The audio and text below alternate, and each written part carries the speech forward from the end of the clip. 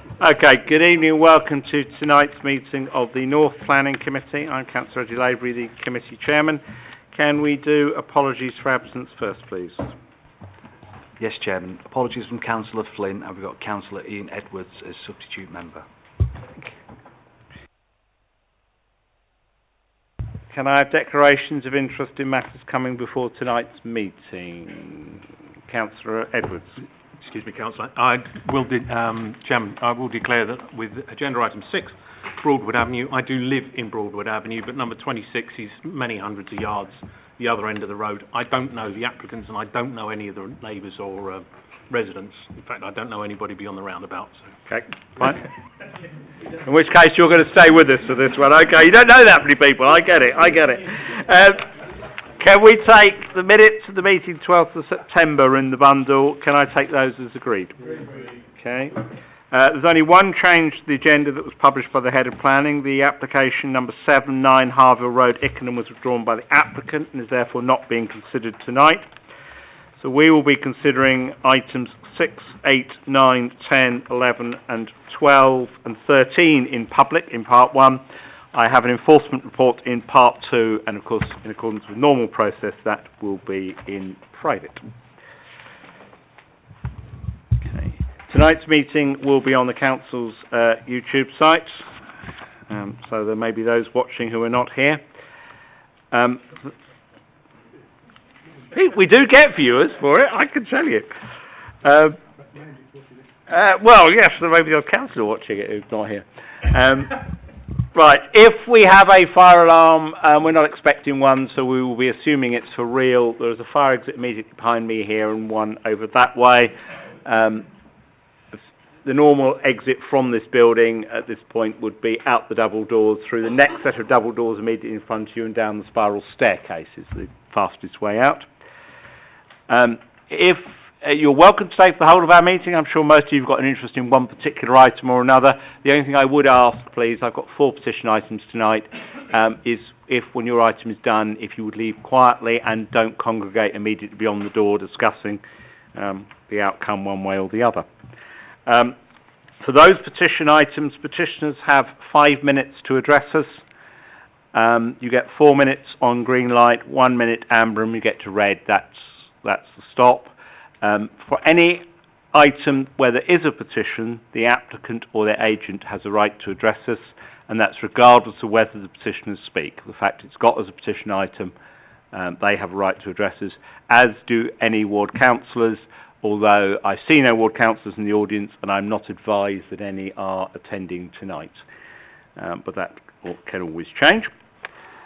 Once people have spoken to us, members may ask them questions for clarification purposes. Once we've heard from everybody, then members will consider the item in the light of both the officer presentation, and the report that they've already seen, together with what they hear from petitioners and applicants. The voting councillors tonight who will be making decisions, starting on my far right, Councillor Jaduku, Councillor Morgan, Councillor Graham, Councillor Higgins, Councillor Edwards, and on my left, Councillor Oswald, Councillor Dillon, Councillor Cashel. If they manage to get to a tied vote, I have a casting vote. Other than that, I do not vote on any matter. Alan Tilley is handling transport for us tonight. Edward Otang is the presenting officer tonight. James Rogers, the head of planning, will offer us advice as usual. Khaled Ahmed from Democratic Services is my clerk, and Rasheen Hogan is the planning lawyer tonight. With all that done, I'm going to move straight to item 6, which is 26 Broadwood Avenue, Ruislip. Edward, please. Good evening, Chair, members. Thank you. Item 6 is a proposal effectively for part 2-story, part single story, side rear extension and conversion of roof space to habitable use to include 1 side dormer, 2 rear dormers, 4 front roof lights and 6 side roof lights, and alterations to elevations. If I can take Chair and members through the presentation slides to your front and side of the table, we have the location plan, and this is the constraints plan, another location plan, and if you note, this is the as-built plans and elevations. So it's the difference between what's been built and what was approved. The existing and proposed site plan, the proposed plans and elevations as approved. So if you note the difference between this and the last elevation that I just showed you, and you have the front elevations, existing and proposed, showing you the difference. If I can then take members through some photos, you have the aerial view of the site, and this is the original house.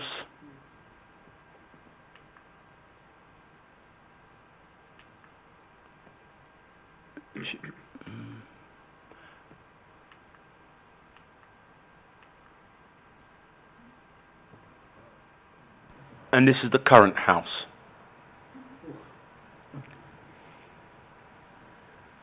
If I can take you through further photos of the current property. This is a street view, set in some context again.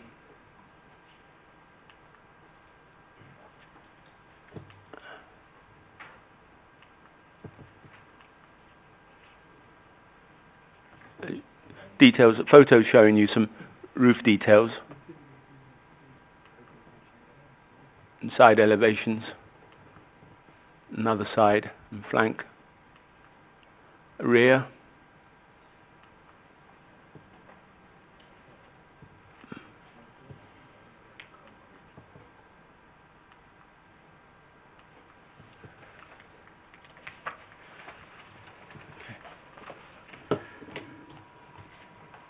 Members and Chair, the key issues here is the effect of the proposal on the character and appearance of the original dwelling, the impact of the proposal on visual amenities of the surrounding area, and the provision of acceptable residential amenity for the subject property and the availability of parking. The proposal, I'd like to draw your attention to, Members and Chair, incorporates the existing attached garage into the proposal and results in the loss of associated parking space, although the driveway has sufficient parking provision. The key issues for your consideration as well is the height, size, scale, bulk and design of the scheme, whether it's acceptable or not. The officer's view is that it's not acceptable and the recommendation is for refusal. Thank you, Chair. Thank you. Could I just so we're all absolutely clear, you've seen, this is retrospective, so you have seen what it now looks like on site. Bearing in mind the proposal before you is for retrospective, but it does propose some changes, particularly at the front. So just bear that in mind when you're looking at this. Yeah. So effectively the proposal is to attempt to improve the front elevation whilst keeping the roof form as existing. I just for clarity, so we're all clear when we're coming to look at it. Okay, we have a petition on this one, Mr. Long. If you take a seat at the table in the middle, and we press the button, and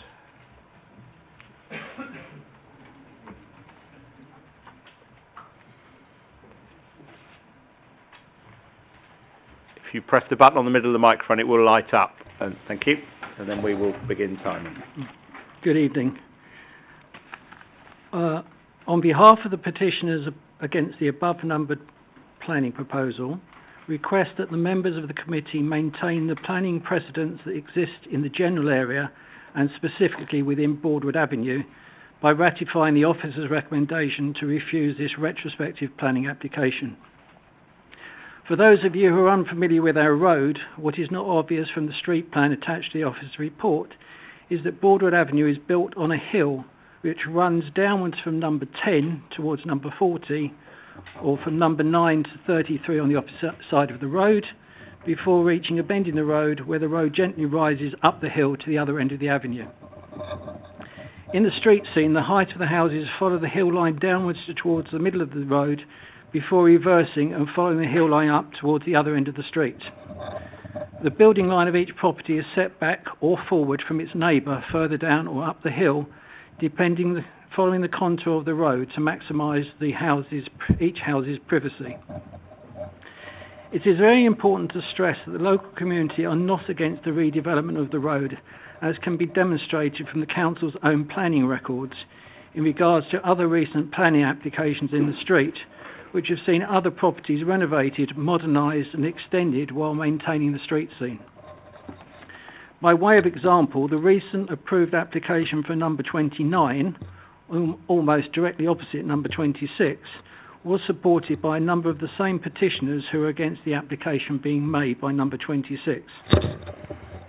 As relative newcomers to the road, having only lived here since 2003, we are like a number of our neighbours and are only the second or third occupiers of the houses since they were built just before the Second World War. Due to the very long ownership periods of houses in Broadwood Avenue, there is a general acceptance amongst the Broadwood community that on the rare occasions those properties do change hands, that some modernisation or redevelopment will take place. However, this acceptance is with the expectation that such changes will be in keeping with the individual plot, the existing house and the street scene in general.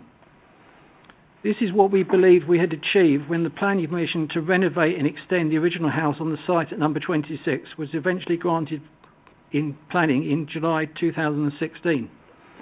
This planning permission included a number of adjustments to the originally submitted plans to reflect the specific concerns raised by local residents. It is difficult to understand how the original house could have been demolished, a so substantially enlarged house in terms of width, depth, height and breadth be built on the site, which is so significantly different from the planning permission obtained. In addition to the two specific reasons for refusal as set out in the officer's recommendation to the committee, we would ask the following additional matters be taken into account. The application is retrospective and appears to be an attempt to circumvent the council's normal planning rules and procedures. The applicant clearly had the opportunity of making this application well in advance of the building works being carried out, but appears to have chosen not to do so. As identified by the officer in her report, some of the detailing included within the plans is not consistent with the extensions as built. We believe that a number of other specific areas not mentioned by the officer, the plans seem to understate the size, height, scale and bulk of the house as built. Thank you for listening to our representations and hope the committee will refuse the application as submitted. Do members have any questions? No. Thank you very much. Now, could I just make two small amendments in the office report under number 5? If you go to where above number 6, in the paragraph at the top of the page, the numbers on the elevation where it says facing number 24 should read facing number 28. Yeah, we have got that. That's in the addendum, which... And one other point I'd like to make. On the pictures that you gave of the elevation... Sorry, that's fine. Go on. The picture at the elevation, the two elevations that were done, one was the original house and not as built, compared to what they've asked for. Yeah, members have got all of it in their plan pack, okay. So they will work from there. Thank you.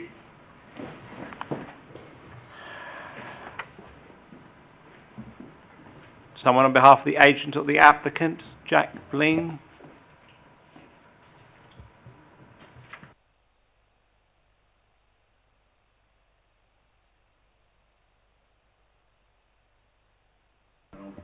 Good evening. Okay. Thank you. The first thing I'd like to say is I'm not a planning officer, I'm a family friend. The first point I'd like to answer, it was said that it was enlarged from every perspective. I know that absolutely not to be the case other than in terms of height. The footprint of the whole building is exactly in accordance with the approved planning permission. That's front, rear and side. I believe the only place where planning was not complied with was in height, and that's why the retrospective application was made. I have to add here that this is not a commercial or business project. It is something that Chris Bogvist built as a family home to live with his wife and children, and there was simply a mistake made to some 30 centimetres in height. I spoke to a gentleman over there. I'd like to, if I can, show a picture of that exactly, and happy to pass around a few copies of that. I've got a few more copies.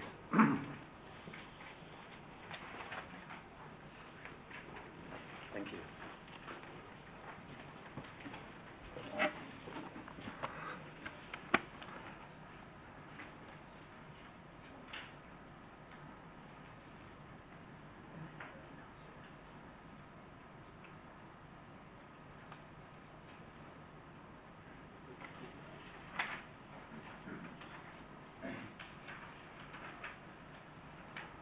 Carry on, please.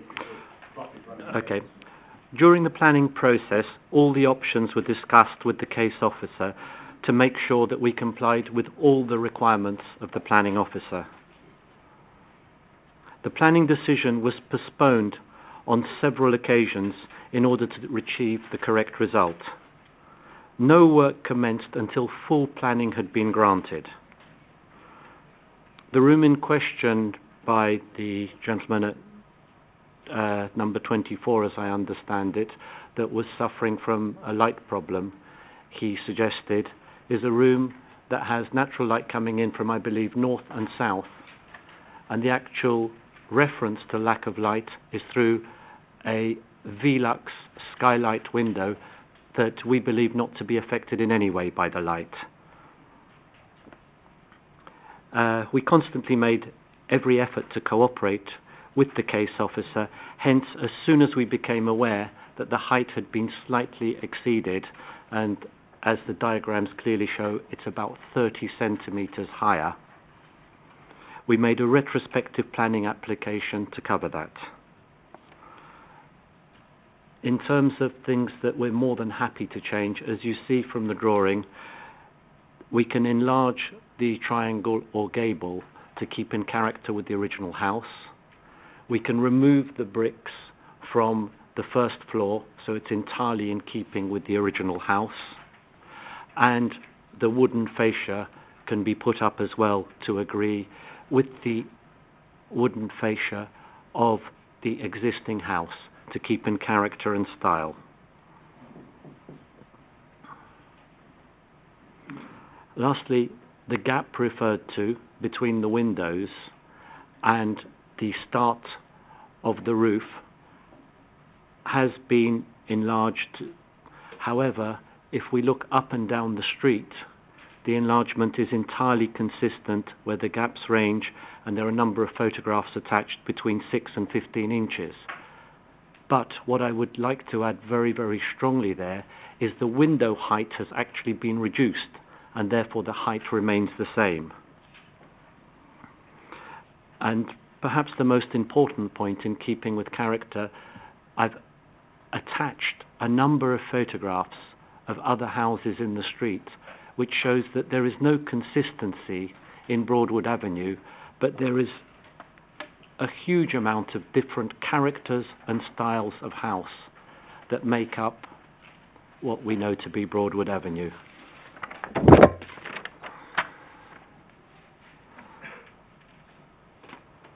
A point that came up during the previous gentleman's discussion on the subject was he mentioned number 29 to be approved and directly opposite, and therefore one would have thought most effective. 29 was a huge supporter of the application, and we only asked 6 people to sign because we wanted the most immediate neighbours to sign, You and those have signed in reached support. your time. Okay, thank you. Do members have any questions? No? Okay. Thank you very No, much. Thank you. If you just turn the button off on the middle of that microphone for me, that would be helpful. Thank you. Okay, we open this for debate. I would remind members that the photographs that you have just been circulated have not been verified by planning, and therefore, obviously, you will have to weight those accordingly. And as the comparators, again, we can't put those in context. They may well be from the right area, but I can't context them, neither can the head of planning. Councillor Oswald, then Councillor Higgins, and then Councillor Morgan. Thank you very much, Chairman. It is what it is, isn't it? It's a retrospective planning permission to address the differences from the approved plans. In other words, it's outside of approved plans, which makes it a little bit difficult for us, at times anyway. Also, on page 6 at the top, second paragraph, it says, also the previously approved application required the proposed extension to have materials to match the original dwelling, which has not been done.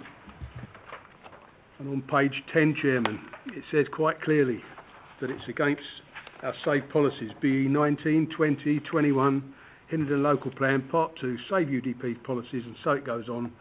And I think that the report is correct, Chairman, and I'll move the officer's recommendation. Just hold that, see if anybody's got anything different. Councillor Higgins? No, I think it was well said, actually, and quite mildly, because what I would have said a lot stronger than what my Councillor Oswald had said. But I will second that. But there was a point about some sort of, was it light pollution or light? A neighbour complaining about some lighting or something. I mean, I know these Lux windows are probably in PD. But surely, well, there's an offer on it. We'll get one buy one, get one free. I mean, it's just ridiculous how many there's on the roof. The problem, as I understand it, is summarised on page 10, that there's a bedroom that's only served by a single roof light in number 24, and the concern is that the impact on that particular roof light from the proposed roof. I mean, the key issue here is that the roof did have even with the enlarged property, there was a kind of traditional roof form and pitches, but you've now got a large crown roof. Notwithstanding the reference to 30 centimetres, it has altered to a crown roof, which officers consider is out of keeping with this street scene. I'll hold that just in case Councillor add anything else or challenge something. No, I'm not going to add something else. It's just a shame that we didn't get plans showing what was agreed compared to what has been built. I couldn't see that in the pack that we've got here. There may well be, but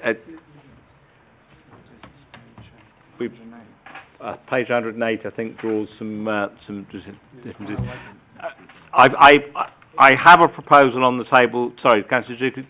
Sorry, I have a question, a query after one of the petitioners. Is it true that it's the same footprint overall? Is the what, sorry? The existing versus agreed. If I can remember, so page 108 shows the extensions as approved, and the issue is that the front elevation and the roof have been done differently. So it isn't. So I believe the point is correct about the footprint, but the issues before members relate to the front elevation, which has been altered to try and address the concerns, but then we are left with the changes to the roof form, which the applicant wants to effectively keep what is there, and that is causing. That's the issue officers have concerns over. Okay, I have a proposal to accept the officer report, which is for refusal of this application. Sorry, Councillor Edwards. I just wish to put on record the fact that I believe the height of the properties down Broadwood Avenue are pretty uniform. This one is noticeably higher than the others, and I think that is quite clearly to the detriment of the street scene, and I wish that to be minuted. Thank you. Thank you for that clarification. All those in favour of refusal, please clearly show. That's unanimously refused. Thank you. Item 7, 9 Harvard Road was withdrawn. I move to item 8, 7 Hedgeside Road, northward. On page 29.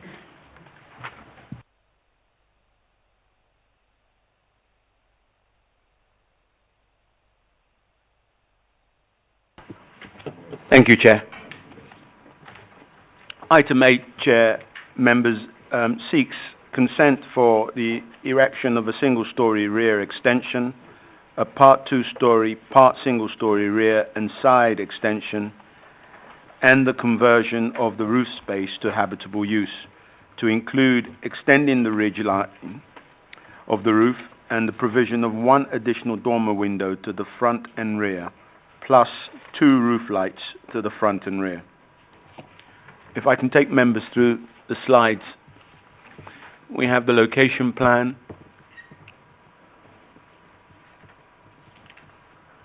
and the constraints plan, another location plan, site plan, a block plan, ground floor plan.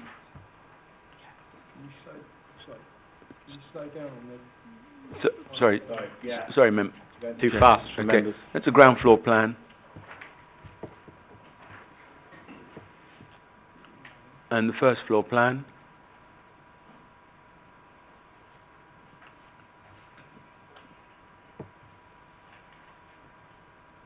Okay.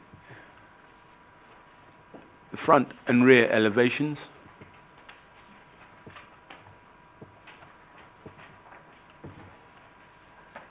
Left and right side flank elevations.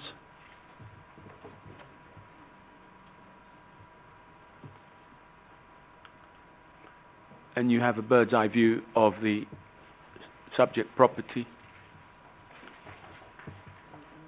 Street view.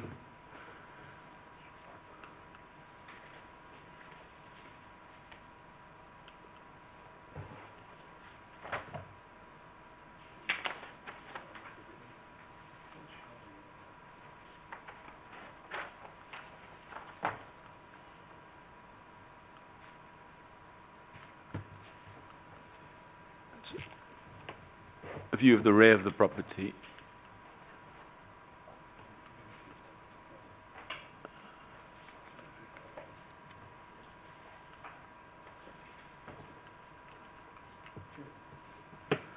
Members, the key issue... Sorry, can we see them again a little bit slower? Yeah, well, can we... Yeah. We'll do it, we'll see them when we're viewing. That's what I'm saying. Yeah. Let's carry on with the presentation. Okay. Let's see what comes out. Members, the key issues here is the effect of the proposal on the character of the local area and the appearance of the host dwelling, its visual impact on the site and surrounding. The officer's recommendation is for approval. Thank you, Jack. Okay, on behalf of the petitioners, Christine Turnbull.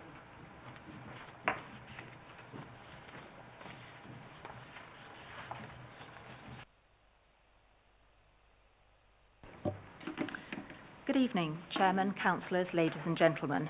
I'm speaking on behalf of the owners of 9 Hedgeside Road and other surrounding neighbours. Last time this planning application came to committee, it was recommended that the application be refused on the grounds of excessive size, bulk, loss of light and the overbearing impact on the neighbouring property. This planning application is virtually identical to that refused last time, and we do not consider that it addresses or overcomes any of the concerns raised in the previous officer's report. The main issues, we believe, are the effect on 9 Hedgeside Road, the effect on the original dwelling and the effect on the surrounding area. Firstly, this development will result in overdominance and visual intrusion to 9 Hedgeside Road, as the double-storey proposals still extend from front to back, essentially filling in the gap between the 2 houses and squaring off the original building at the rear, which both currently provide respite between the 2 houses. The dormer window at the rear for bedroom 4 has been pushed further out than the existing, resulting in increased impact on 9 Hedgeside Road rear private amenity space. Secondly, the extensions will be incongruous and overdominant, not subordinate to the existing building and to the street scene. thirdly, the proposed addition of a fully enclosed front porch projecting 1.5 metres from an existing projection would be eye-catching and change the face of the house. The officer's report is incorrect in saying it is a proposal for a canopy. The plans clearly show a fully enclosed porch projecting 1.5 metres from an existing projection. My fourth point is that since 7 and 9 Hedgeside Road are only 75 centimetres apart, the double-storey extension will result in a terracing effect at the front of the property. My fifth point is that the proposals for the ground floor still indicate several habitable rooms with now some, but very little, outlook, natural light or sunlight. And finally, we believe that this is overdevelopment.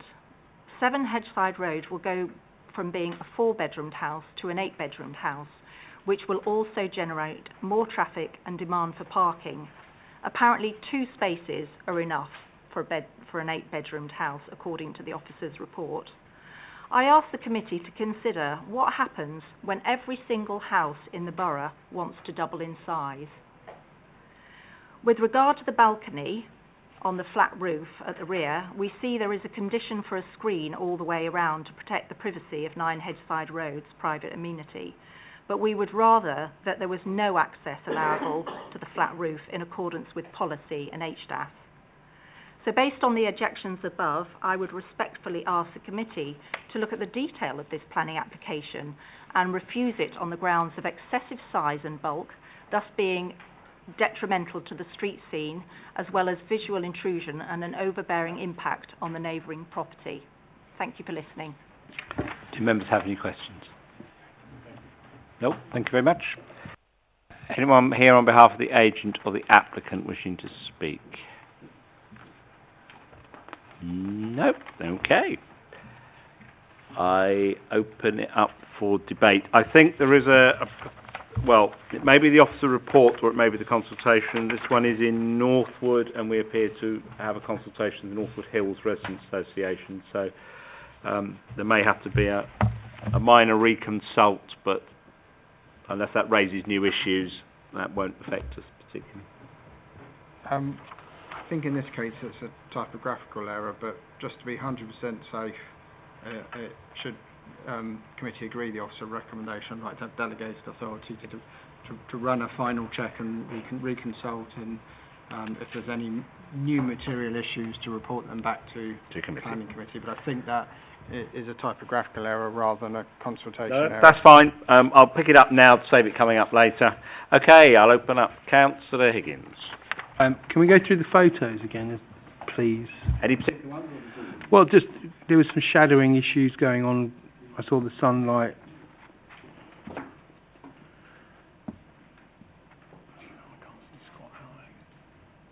The shadows coming across there.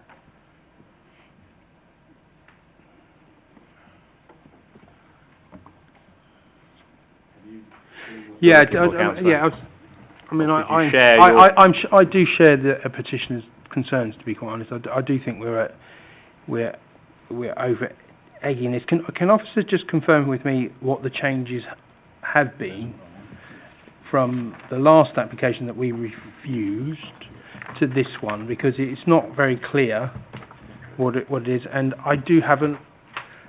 The balcony nonsense is absolutely ridiculous. I don't know how we've actually, if someone's officers actually had the mindset to agree to that one, because we don't allow it on other properties, and we've had this before, and obviously we were looking at what's in front of us and blah blah blah, but it is our policy not to have these, and I just don't understand how we can allow that. That would be definite overlooking into people's gardens. I can't see what other way it would be. So can someone let's deal with the 2 issues at the minute. One was changes and 2 was about. Hang on, let me do these one at a time, otherwise I'm going to lose them. Do we know what's changed? I think I can guess, but I...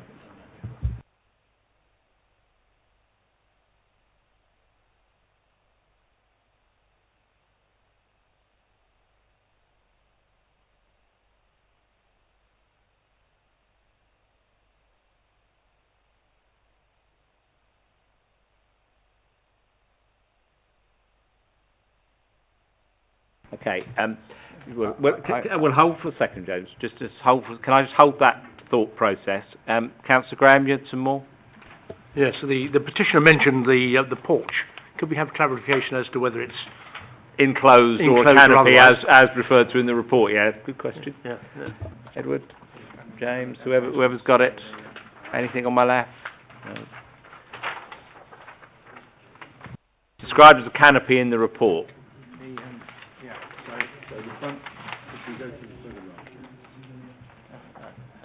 The proposed, I think the best plan to look at is these proposed right and left hand side elevations. So it's kind of showing open sides, but it has a pitched roof and a front section. So we go to the side, Edward, if you can go to there's a further plan that shows the right and left hand side elevations. It's page 126 in our plan pack. 126 in the plan pack. Is where the head planning is? Yeah, so that plan, so you can see the top right hand, that right hand elevation, you can see that the porch feature, it appears to be in a kind of open porch as drawn on the plans. Can we look at the front? Yeah.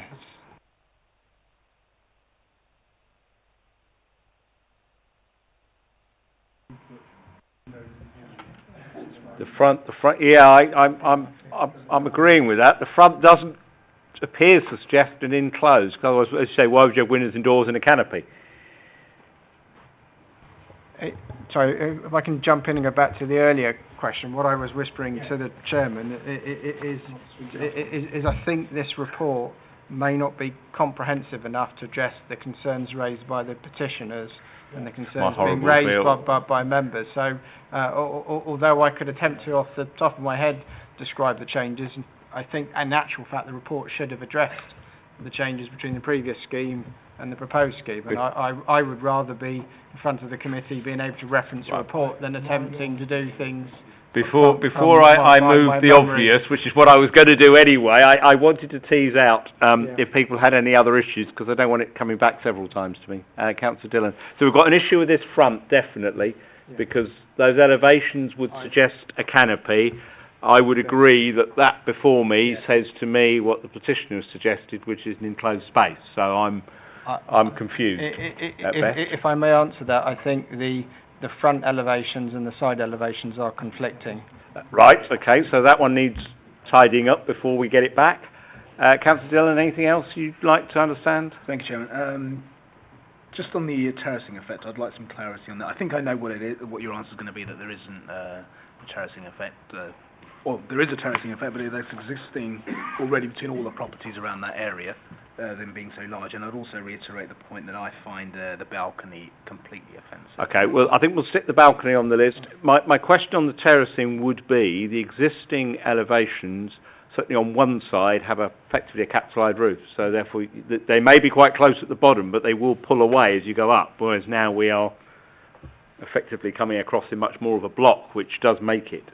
So I think that also would... Yeah, the agent has drawn on a 1.5 metre distance, which you'll find on one of the plans on that boundary.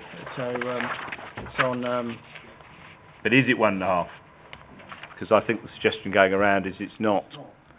So I would, if I could make a request that I have an officer confirm measurement of distances on this one before it comes back to us. If it is 1.5, that changes it. But if it's 0.75, that's a different calculation. I'm not prejudging it, as I won't, Councillor Higgins. Anybody got anything else on this one before I ask someone to move where we're going? Any other queries? No other queries? In that case, Councillor Higgins, can you... I would defer this. Yeah, thank you. Thank you, Councillor Dillon. Defer to further information. All those in favour of deferral, please clearly show. Thank you very much. I move to item 9, land forming part of 14 Weiland Road, Northwood. I draw members' attention before we start to the fact this is a variation of condition 5 in relation to windows. Okay? So, unless somebody tells me this is not built as it should be, that's what we're looking at. Yeah. Okay, we're not looking at any other matters because all other matters are covered by the planning permission that already exists. So, item 9, please, Edward. Talk to me about windows. Okay. Thank you, Chair. Chair, you are right. The sole focus for members and yourself is on the windows.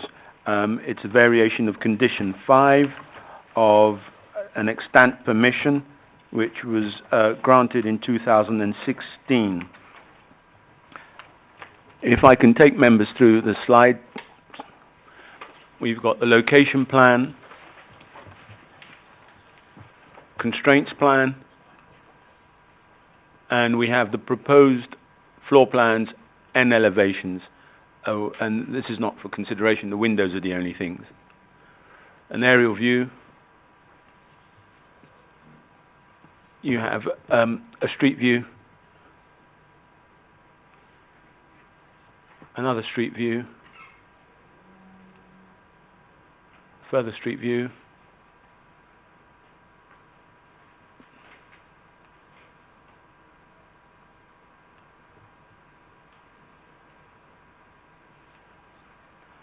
and this is the rear and side.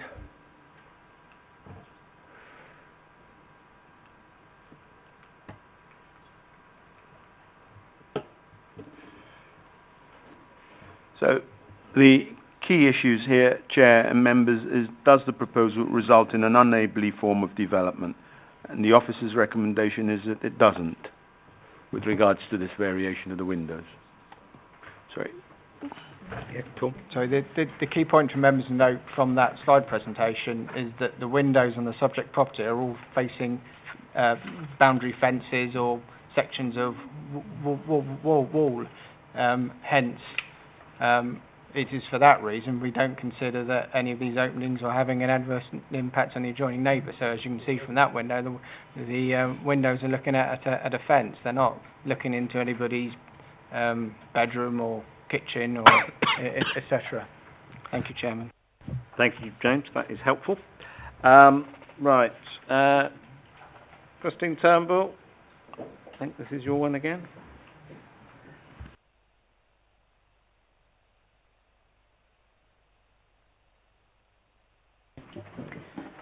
Good evening, Chairman, councillors, ladies and gentlemen. I'm speaking on behalf of the Gateshill Residents Association Committee. The objection and petition raised against this application is the view of the GRA Committee. The committee has agreed an approach which is to object to those planning applications which breach any of London Borough of Hillingdon's guidelines or policies. My opening statement with regard to this application and petition is as follows. All that the neighbours and the GRA have ever asked of the applicant and their architect is that they build this new house in accordance with the approved plans and comply with the conditions and policies set by the London Borough of Hillingdon. Hillingdon granted planning permission with a series of conditions, particularly condition 5 about obscure glazing. This is always put in place in accordance with policy BE24 to prevent overlooking to adjoining properties. In this instance, the obscure glazing means that windows facing 14 and 16 Weiland Road shall be glazed with permanently obscured glass and non-opening below a height of 1.8 metres taken from internal finished floor level for as long as the development remains in existence. This planning application is asking for a variation of this condition, and so in effect, basically the removal and that of the importance of policy BE24. But actually that's not correct either. This planning application is in fact retrospective, as the current situation at 14A Weiland Road does not and has never complied with condition 5. So, let me explain. These windows that you see here facing 16 Weiland Road on this single-storey rear projection, they are side-hinged and fully opening, and they're non-obscured. These ones are partially obscured. They all have a band of maybe 3 centimetres clear glass around an obscured centre, so people can still see through that narrow band of clear glass.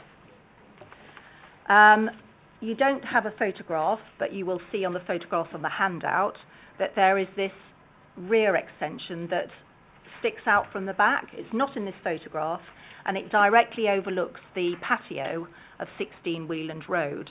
So these windows do not just look at brick walls or fences. They actually look onto the patio of 16 Weiland Road, the private amenity space. All the windows installed on the rest of the side of elevations with 16 and 14 Weiland Road are all side hinged and, as I said, not fully obscured. These windows serve toilets, bathrooms and showers, as well as sitting rooms, dining rooms. Need I tell you about the lack of privacy that this kind of opening allows? In conclusion, may I respectfully remind you that if you are minded to grant approval of this planning permission, you, the North Planning Committee, will be overturning Condition 5, which is standard to all granted planning permissions, and Policy BE24. I therefore ask you to refuse this planning application and also ask you to enforce Condition 5 on all windows facing 16 and 14 Weiland Road, as the applicant has failed to comply. So I say again that all the neighbours and the GRA have ever asked of the applicant and their architect is that they build this new house in accordance with the approved plans and comply with the conditions and policies set by the London Borough of Hillingdon. Thank you for your time in listening to this objection. Do members have any questions? Councillor Higgins. Yeah, sorry, in your handout it says 14A, not 14. 14A is this new build. Oh, that's split there. And also, I don't know whether you would know, but this photograph, it's quite a new photograph? Because is that fencing put up by people in 16?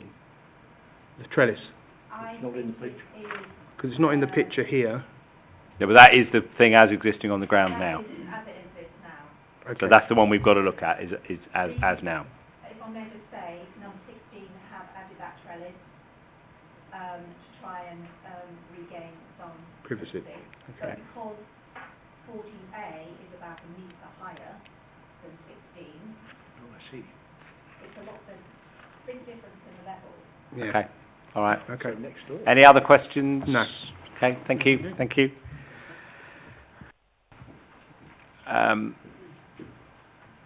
Go on. Sorry, I almost forgot. Applicant or their agent for this one? Sorry, my fault. Thank you, Councillor Higgins, for reminding me. They weren't here last time, so.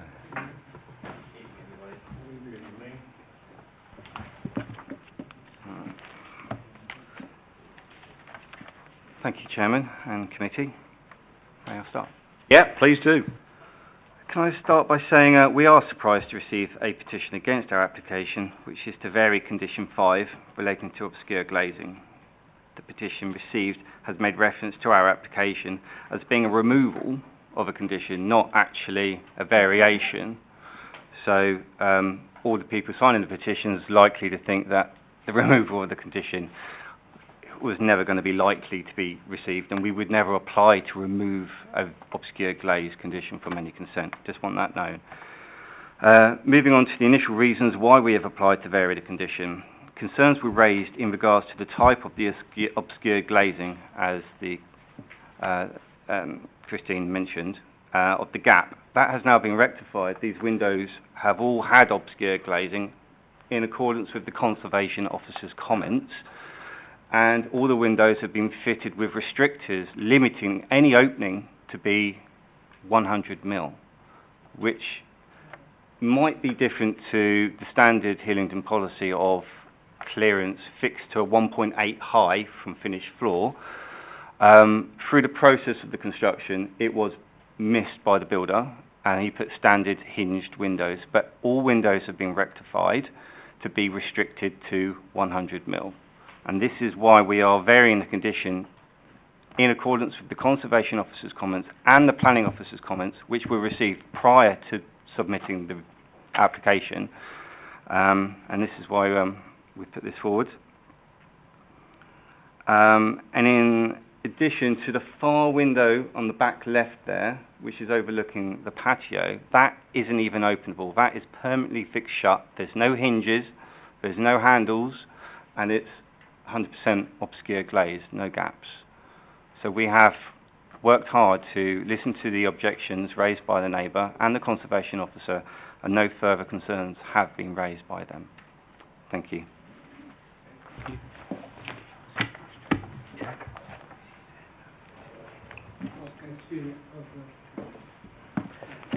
Just for absolute clarification, are you telling us now that all of the windows that are installed in the property now are as described on the plan on page 129 of our plan pack, which shows them being obscure glazed on one side and everything on the house as detailed is as per the drawing recently submitted. Right. I had confirmation from the builder 2 weeks ago that it was installed within that process. I know I'm speaking out of you are. Come on, you know the rules. I can only confirm what I've been told by the builder. If there's any doubt, please do your own research. I've been asked to come here to relay this information only. Councillor Higgins. Oh, sorry, are you the owner of the property or the... We're the agents. You're the agent. So do you visited the property recently? I haven't visited the property. No. Prior to this, I was told... Can you tell me if there's a balcony on the first floor? Do you know? There's a Juliet. There's a screen door that opens inwards. Okay. If that's what you mean. Yeah. No. I'm not sure the relevance. No, but I will bring it up in a minute. But yeah, thank you very much. Okay. Do members have any other questions for the agent? Nope. I think you're free to go. Thank you. You've turned the mic off. I open it for debate. Councillor Higgins. I'm a bit lost actually. On one, I've got trellises there. I've got no trellises on here. I would take the photographs as presented by the planning officers. And I'm a bit confused, to be honest. And I'm confused most often. I think. Can I just verify? Are those windows there obscure glazed now? That's what we are being told. We are being told. So, and the applicant wants us to overturn that to make them clear. No, what he is asking us to do. That is the windows as installed in the property now and as described on page 129 are not in accordance with the details of the planning permission. Right. Therefore, he's asking us to vary the condition 5 in relation to glazing to agree effectively what's on that report, which he is telling us is what is installed in the property. Yes? And I meant to make a decision. Yes, okay. Okay. Thank you. I'll bring James in, then Councillor Dillon. Yeah, if I can help members a bit. So firstly, this 100 millimetre restrictor, with that in place, I think it's hard for members to refuse this application. But perhaps the critical issue is whether the restrictor's in place. So you're hearing conflicting views on that. The way the conditions are worded is basically saying they should, they need to comply with the plans. If there was a concern as to whether the windows have been correctly installed, or put another way, if it was felt that the windows hadn't been installed as per the proposed plans, you'd actually have a condition wording requiring within 1 calendar month the windows be correctly installed. So, without wishing to overcomplicate things or confuse members, you might wish to give delegated authority for officers before a decision notice is issued to double check that all the windows are correctly installed, and that would then ensure that that if, as the applicant's agent says they are all correctly installed, then the conditions as worded are correct. If there are any windows that are not correctly installed, what I would wish to do is to amend the wording of the condition so that it says within 1 calendar month it must be correctly installed. Okay, that change is very helpful. Councillor Dillon.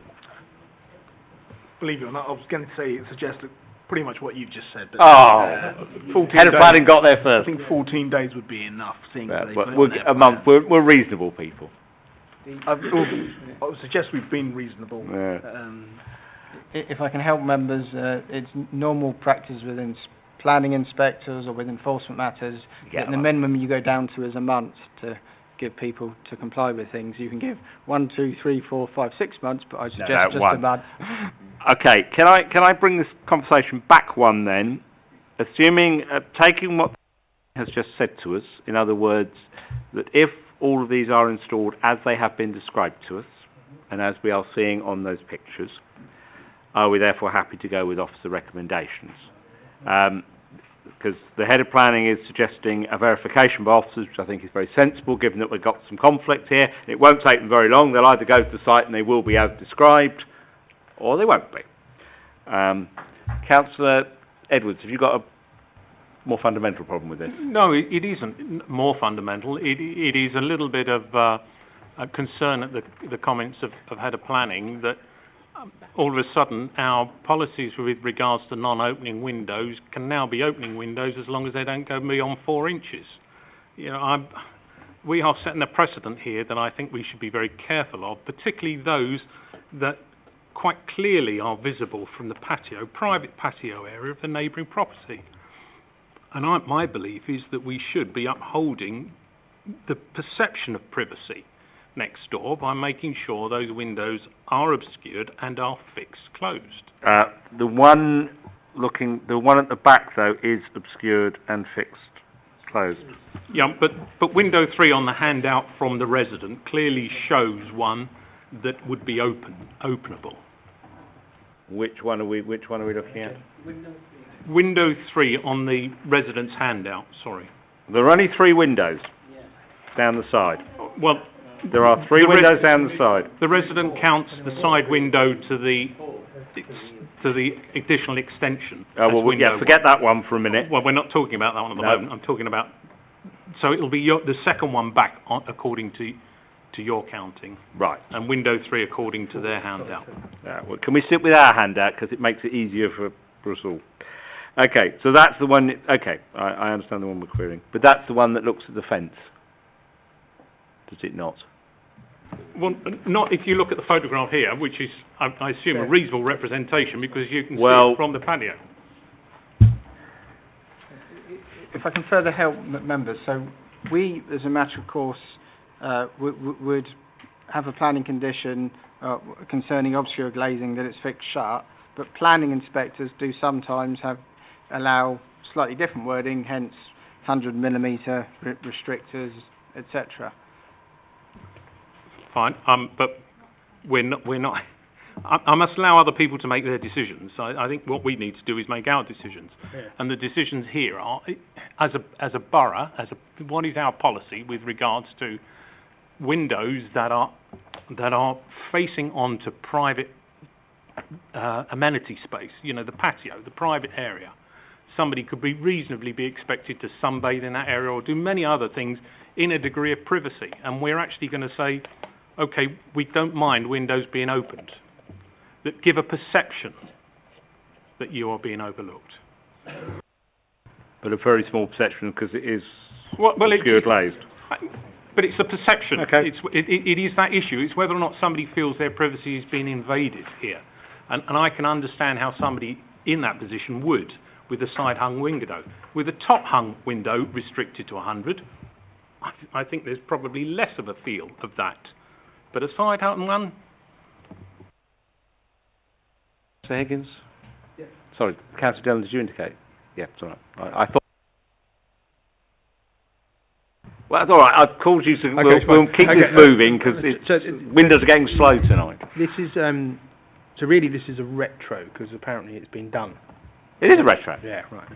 We all know that. And can officers, when they go on site to check, can they also check that balcony up there, please, to make sure that it's in condition with what we agreed in the first place? Okay.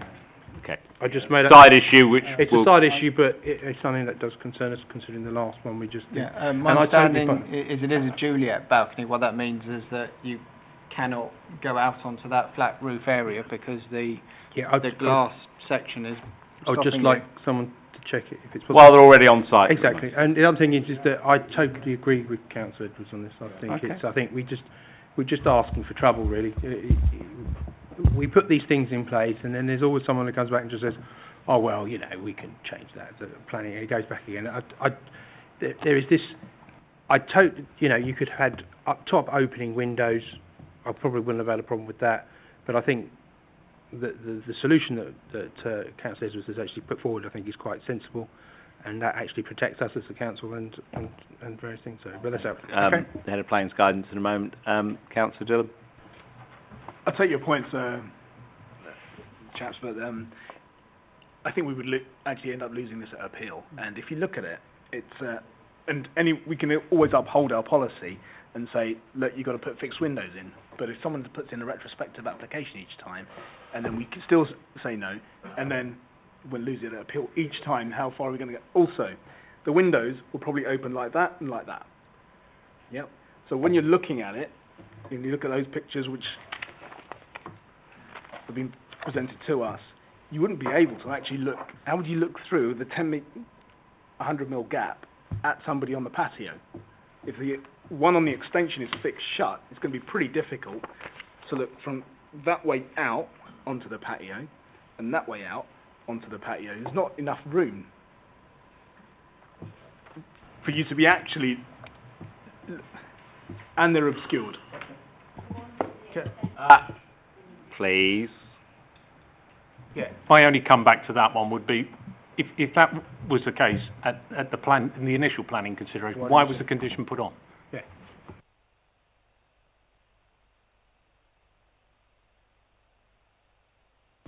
Through you, Chairman. This is the point. This is the point that we are constantly asked to sit. We sit here, and I have no problem with that, and we give up our time to do this. We agree something in this committee. 2 weeks later, 3 months later, someone comes back and says, "Oh, we want to change it again." Well, do it in the first place, and it would not have gone through. We would have refused it on this issue.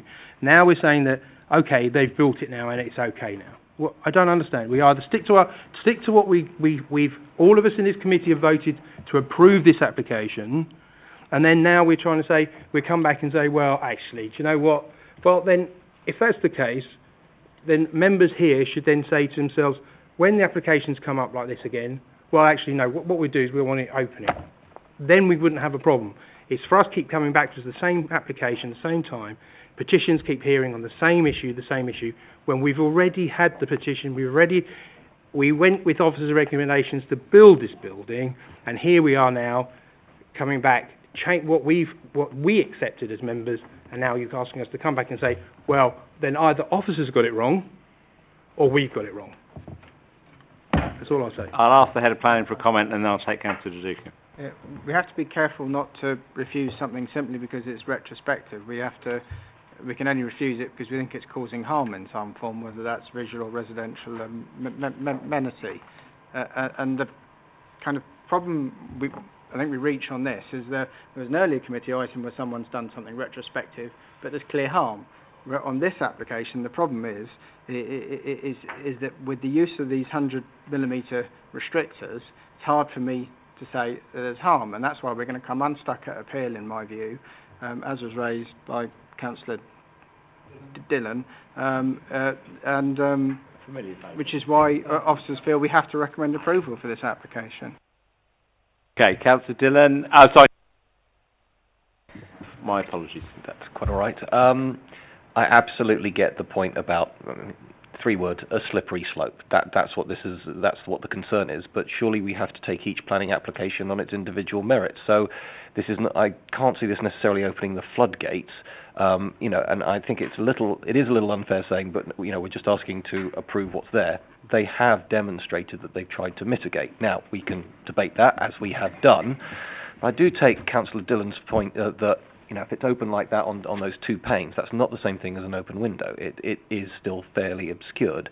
We have discussed that at length, but it sounds like that if this was to go to appeal, the applicant has done enough to show that they've been sensitive, and we're going to lose it on appeal, which is something we should consider.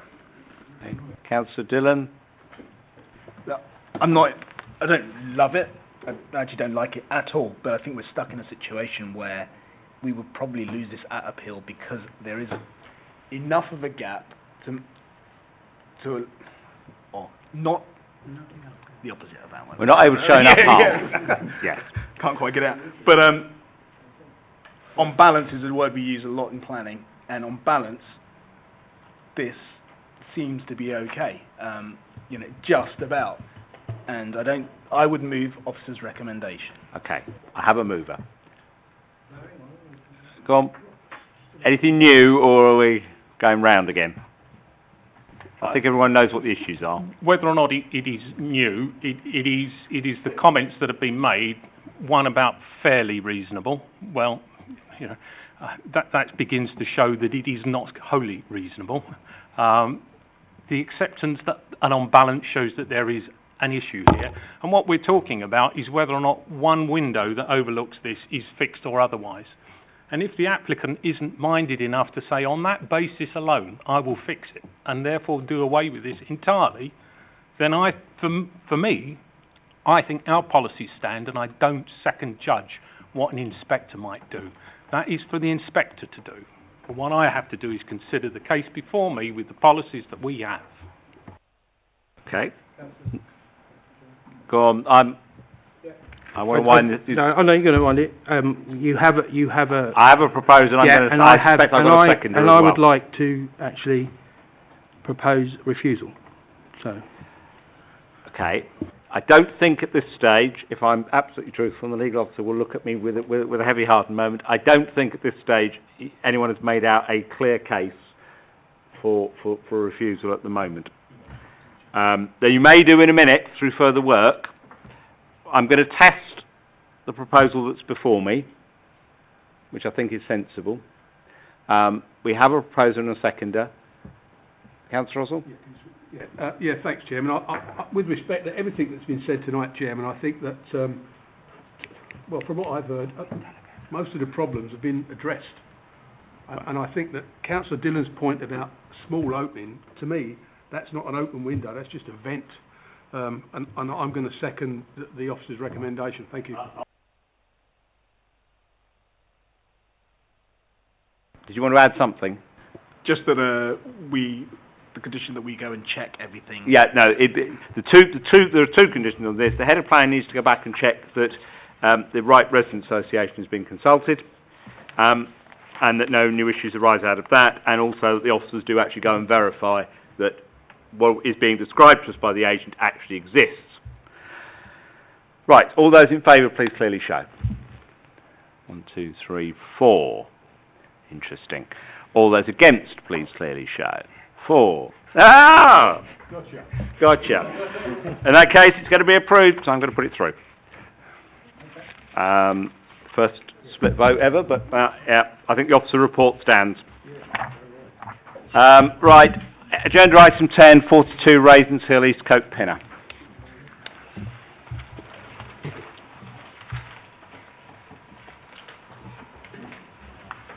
Thank you, Chair. Members, item 10 on your agenda is for effectively a rear conservatory and conversion of roof space to habitable use to include 4 side roof lights and 2 rear roof lights. If I could take members kindly through the slide presentation for item 10. We have the location plan, the constraints plan, another location plan, and the block plan, the plans and elevations,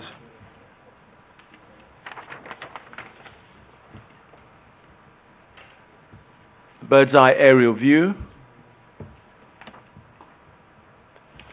street scene of the subject property, another street scene,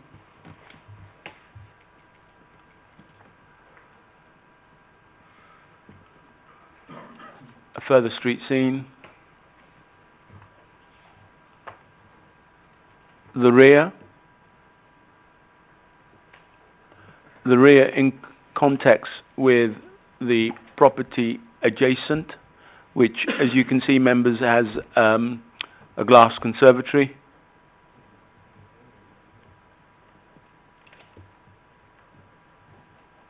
further close-up of the rear.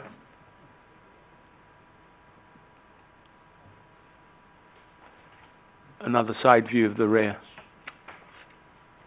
Boundary view. Another rear.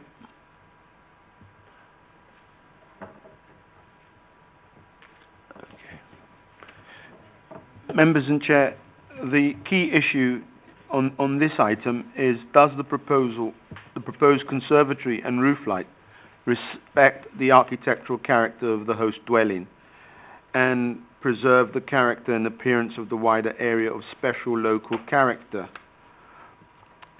And the result of the proposal, does it result in residential amenity, loss of a residential amenity? The officer's view is that it doesn't result in the loss of residential amenity and that it respects the character of its host dwelling. Thank you, Chair. Okay, we have petition on this one. Chris, Wisconsin.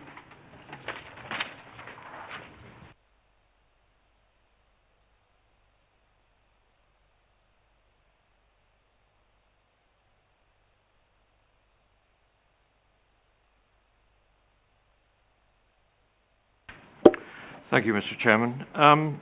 This is an amended application.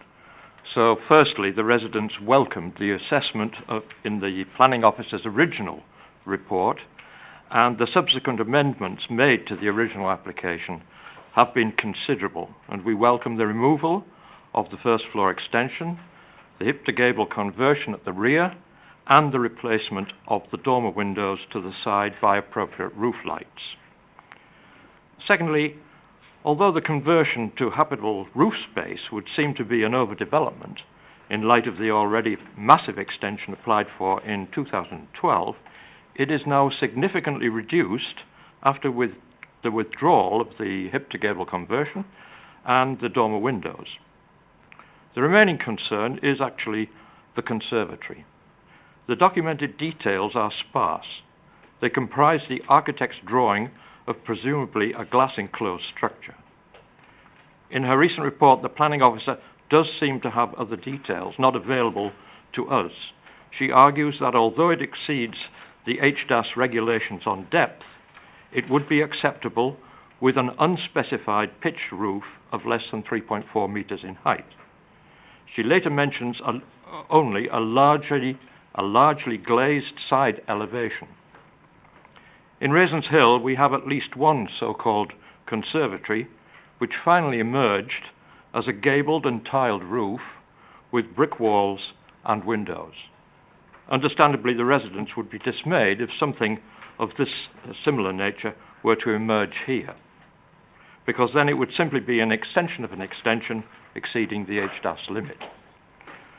A reasonable compromise, we would suggest here, would seem to be to allow the conservatory, stipulating a glazed roof and largely glazed side walls with materials to be retained in much the same way that the roof lights have been stipulated. Finally, Mr. Chairman, in light of the application history on this property, may we request the same condition as imposed recently on number 2 Raisins Hill. This was entitled RES 14, Outbuildings, Extensions and Roof Alterations, which, briefly stated, prevents further incremental alteration without the grant of specific permission from the local planning authority. Thank you very much. Thank you. Do members have any questions? No, thank you. Thank you. No, I think we're good. Anyone here on behalf of the agent or the applicant for this one? Nope. Okay. For your attention to the addendum, which does request that the roof lights for this are conservation area type, and the head of planning has reminded me that the roof lights themselves, of course, would be PD normally. So it's conservatory, I think, we're concentrating on. Councillor Higgins? Sorry, have we got any photos of 44? That's 42 and 40. I want this side. No, I don't know. Here's the building line. 44.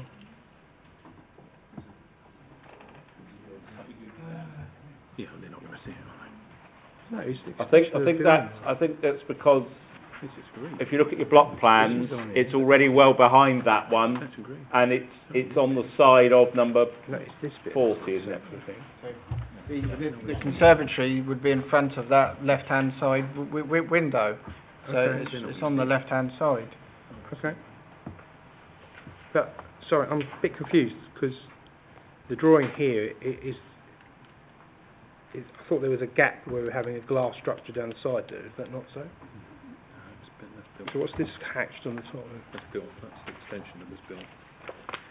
Sorry, in the drawing I'm a bit confused because that's implying to me that's a glass roof or something. The hatch bit's already there, and it's a kind of conventional conservatory being built as per the plan. Okay, and we have conditions in place to make sure that it's a conservatory glass. I would question that in a moment. I will come back to that because I've just looked at them and I'm going, I can't see them. Exactly. So I think we'll amend that in a minute. Councillor Oswald, did you indicate? I did. Yeah, thank you very much, Chairman. Yeah, I'm not quite clear about this. Is this a second generation extension? Because a conservatory does count as an extension.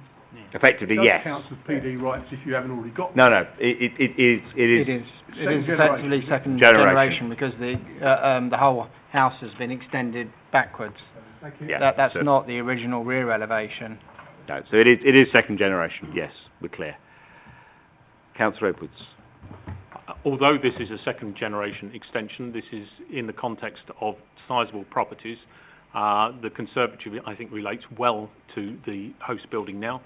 And I'm comfortable with this. The only bit that I would ask for would be some amendment to the materials condition to ensure... Well, I'm going to ask for that anyway. We're signing off the conservatory. Well, I'm going to ask two things. The other one is, do we remove the rights for further buildings, developments and other bits on this property, which was the applicant's suggestion, petitioner's suggestion. I don't see why we shouldn't. I know it'd be entirely consistent with how we dealt with lots of other properties on Raisins Hill to add that condition. RES 14 to be added. Can I also then ask that we delegate to Head of Planning to add a further condition, because we've got material submission. The roof lights one has been amended now by the addendum, but could I suggest that we also need a materials and design condition in respect to this conservatory, because I must admit I can't, from that plan, really determine what we're getting, and I don't think anybody else can. Maybe there is some more information somewhere else where it's not in the public domain, but let's just make sure officers have seen it before we end up with a conservatory that doesn't look like what we think a conservatory would look like. Yeah, I'll move that for you, Chairman. Thank you. Seconded. Thank you, Councillor Morgan. All those in favour, please clearly show. That one's approved. Thank you very much.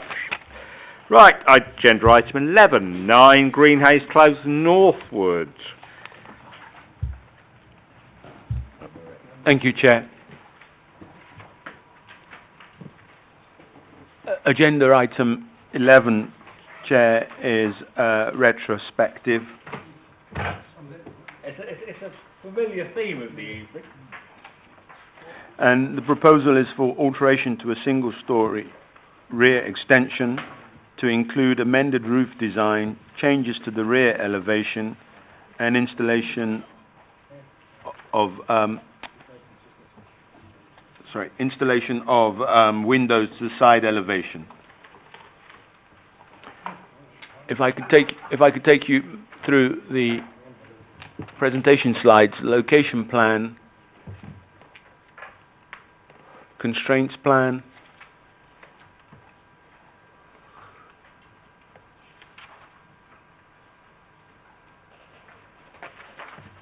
okay. We have the approved elevations,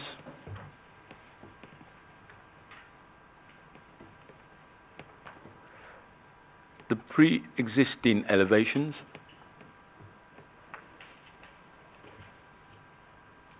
the existing elevations, the approved and existing floor plan,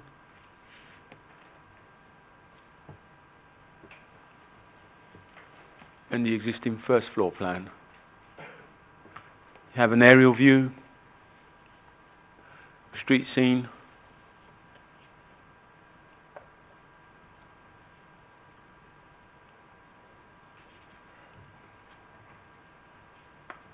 This is the rear of the property.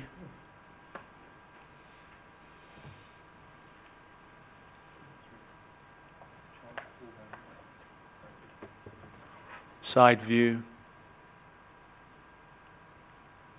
Internal.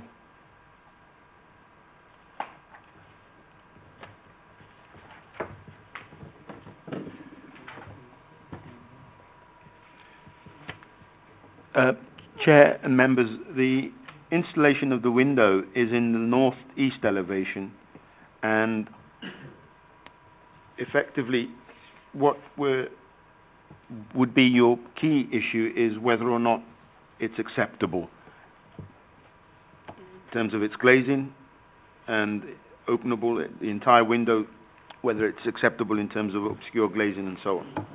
And the change in the size of the roof of the roof lights as well would be another key issue for your consideration. Alterations are included to the fenestration of additional doors to the rear, to the southeast elevation, and there is a provision for a shallow pitched rather than the flat roof. Thank you, Chair. Okay, thank you. You have an extensive report in front of you on this one. Who wants to start me off?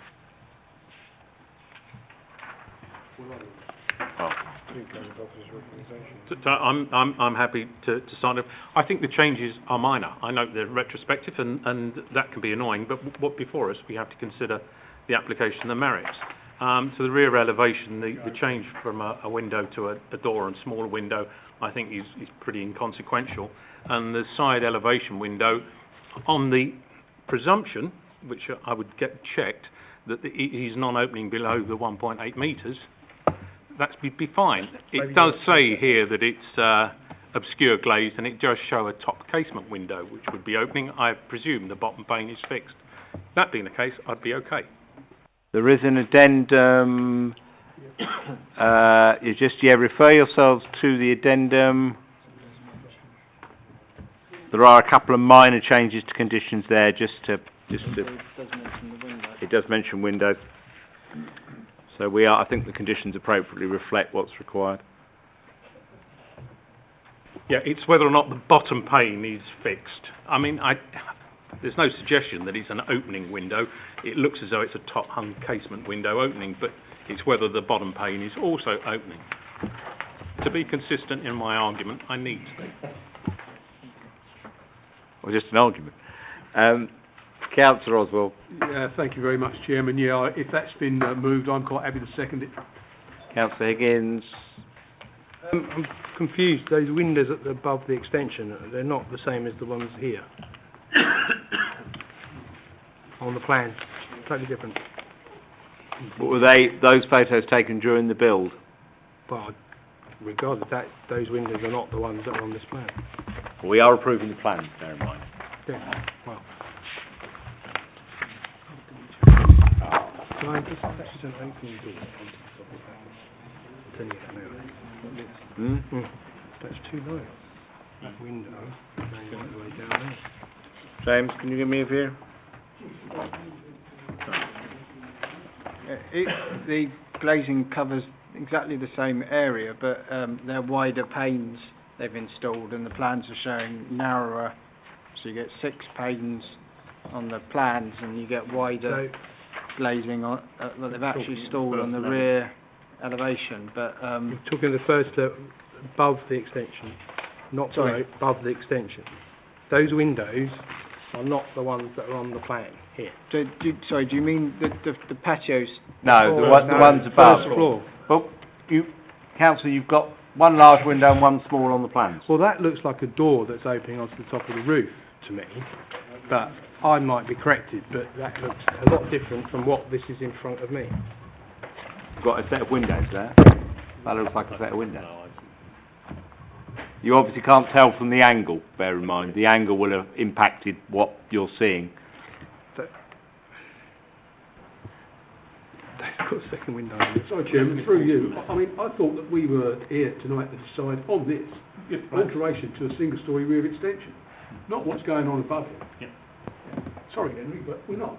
But regardless of that, if you have a plan in front of us that we're meant to agree. Well, we're agreeing a plan. Yeah, we're agreeing a plan, but this plan is not the same. If it subsequently same. turns out that that plan has not been the one Well, that's implemented on site and that becomes material, that is a matter for others at another point and us at some other point. Fine. If you take my point. I do. Right. I have it moved. Councillor Cashel, were you going to add something or were you going to second? No, I was just going to say, with respect, they're not doors, they're windows. You can see the partitions there. Talking about above the... Yes. On the first floor. What's on the plan that we're agreeing to? You can see the glazed. Right. Yeah. So, Yeah. To be honest, I think the only real issue for committee here is the condition in the addendum. Do you want to add the words fixed shut, which I think was what Councillor Edwards was raising, but non-opening below 1.8. It's our standard condition, and it just needs to be there, I think. I'd be quite comfortable to change the condition so it matches our standard wording. No, we're not bringing anything are happy back for me later. too. Thank you. I have a proposer. Can I have a seconder, please? Thank you. Two at the end of the table. All those in favour, please clearly show. Thank you. Yeah. Yeah, they've agreed to revise that condition. I know they have. Right, I move to Breakspear Arms, Breakspear Road, South Harefield, which is, I think this is described as a conservatory again, but it's probably a slightly larger one than the last version we looked at. No, this is not. This is a departure for tonight. This is a new application. So you actually have to now look at it and think about it.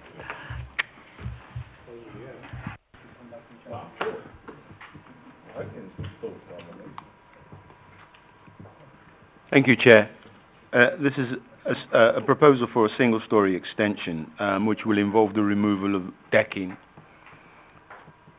If I can take members through the slide presentation, we have the location plan, the constraints plan.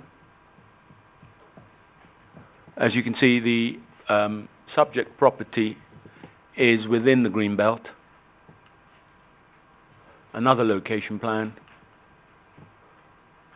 the proposed block plan, existing and proposed, ground floor plans. As you can see, the extension is at the bottom.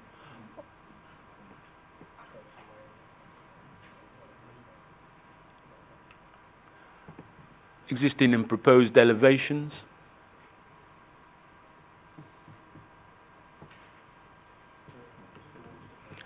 An aerial view of the subject property and some photographs showing you the property.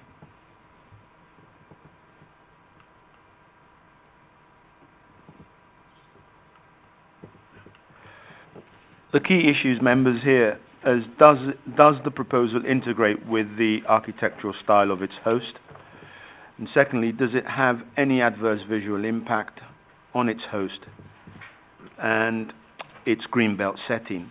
And the views of officers that there is nothing adverse about this proposal and it's recommended for approval. Thank you, Chair. Thank you. Councillor Higgins. Yeah, I don't really have a problem with this. The only thing I would ask is that is there another patio going to be built? Because I can see that there's two doors opening up again. So are they going to extend the patio, the decking back again? And is it really... I haven't asked to. I know, but... I think we'll look at... I would... Well, I would... It could be it's a fire exit. I wouldn't really have a problem with it. I just think that if it spills over, it does, and people are drinking outside, it does cause noise. And we've had issues in the past, being in my ward, that we have those things. I just want to make sure that... Well, at the moment they haven't got an application for it, so we'd have to deal with that as it as presented. Right. But on that note, I'll agree with the officer's recommendation. Right. So Councillor Duke is in the council to make sure he hasn't got a point. No, fine. All those in favour, please clearly show. Thank you. I now move to the tree preservation order. Can we have the photos on this one, please? Because that's the key. Chair, this is the aerial view. I think the ground view is the one I'm after. Yeah. And here you have the tree in question, Chair. I'll move the officer's recommendation. Thank you. All those in favour, please clearly show. Thank you very much indeed. That is the last of the public items, so if I can ask for the feed to be switched off, and if all members of the public could please leave us now.